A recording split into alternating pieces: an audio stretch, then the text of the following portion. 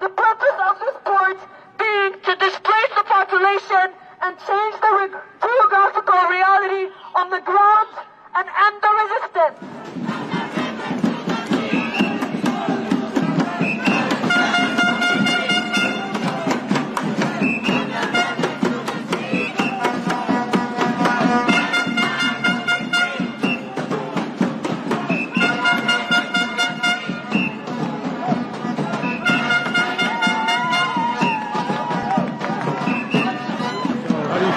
Taxpayer, American taxpayer, with your money going to a genocide?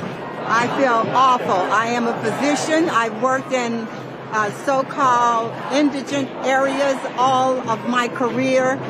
People have no health care. We don't have affordable housing. Young people can't afford houses who've even graduated from colleges. They are buried in school loans. We need that money here. We need it here, period, but we especially don't need it going to kill people who are disenfranchised.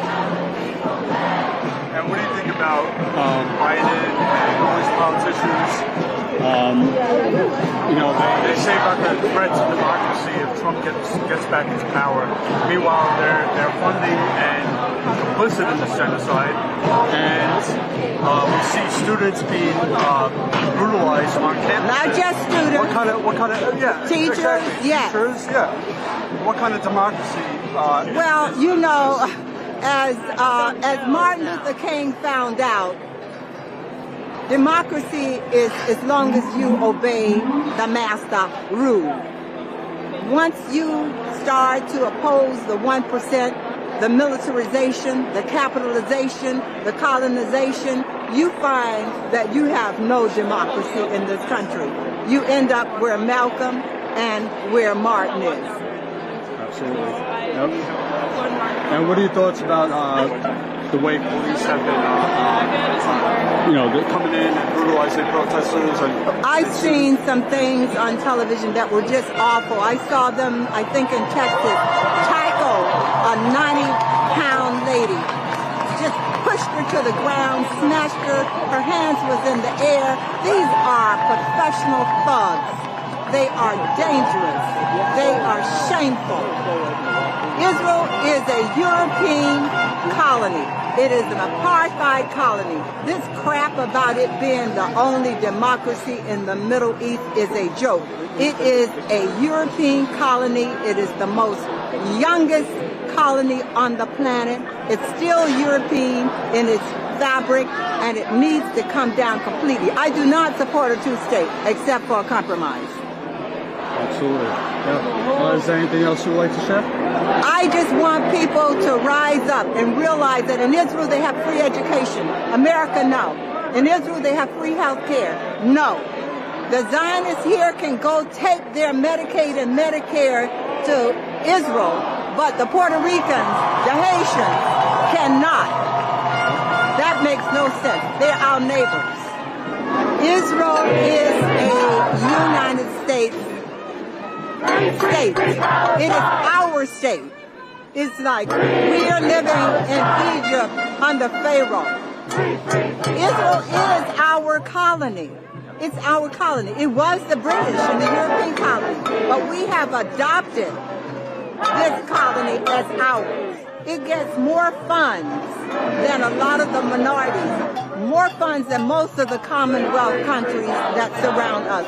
That's what you mentioned before, Puerto Rico. Israel equal United States equal Israel. And I want to add that as an African American, I am totally embarrassed, disgusted, and nauseous over the fact that you have Austin, an African American, and the African American woman representing the United States at the UN, and all of the black mayors and most of the black congressmen are Zionist pigs. They ought to be ashamed. The souls of slaves are vomiting, are nauseous, are sick. It just shows you that it doesn't matter who you are. If you're not just, you're just not just. At 4 o'clock today, we received an email from our administration calling for all school buildings to be shut down. All buildings were evacuated. Everyone was forced out of the school. The administration here is scared of us. They are scared of the love and the devotion we should have for Palestinian liberation, not just for Palestinian liberation, but for liberation for all oppressed people. Woo!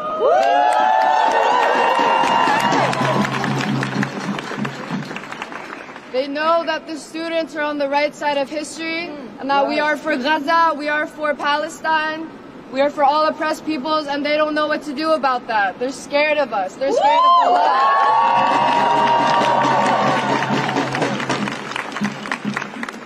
The fight for liberation has been one that is always fueled by love, never by hate, and because of that love, we will win. The people of Palestine will win. The students will win.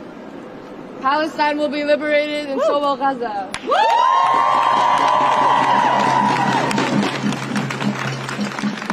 They have tried to silence us. They have tried to stop us, not only this week with this encampment, but over the past few months. They have denied us. They have denied our rights on this campus. But it's a reminder to the people all over this world, a reminder to the Gazans, a reminder to all Palestinians, we will not be stopped.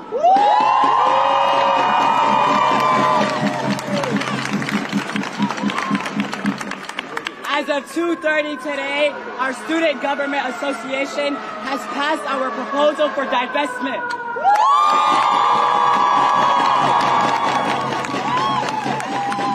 Now we call upon administration, not only administration, but the FIT Foundation. The proposal is in your hands for Gaza's liberation. It is now up to administration. Just a reminder to administration that they will not ostracize us. They will not ostracize our names. A reminder, not in our name. I'm out here today to stand for justice and to disrobe the lies of Zionism that people have naively learned and believed in this country. And it's time that Zionism is disrobed for what it is.